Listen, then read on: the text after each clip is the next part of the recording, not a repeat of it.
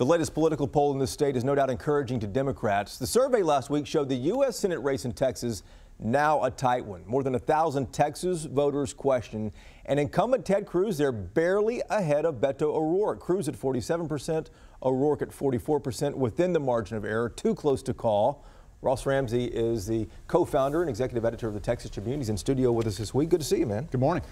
Results of this poll had a lot of people saying, wow. Yeah, it's a really interesting poll. It's a poll of all Texans, though. It's a poll of registered voters and not likely voters. In Texas, fewer than half of the registered voters actually vote, so there's a lot of non-voters in here.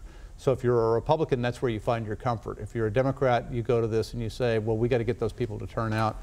It's interesting because you've got an incumbent senator, you've got a challenger, it's a red state, all of the atmosphere favors Ted Cruz, but Beto O'Rourke looks like between this and his fundraising and things that he's surviving on Ted Cruz's red planet. And he's like, to me, I see the fundraising, now I see this. Is he chipping away?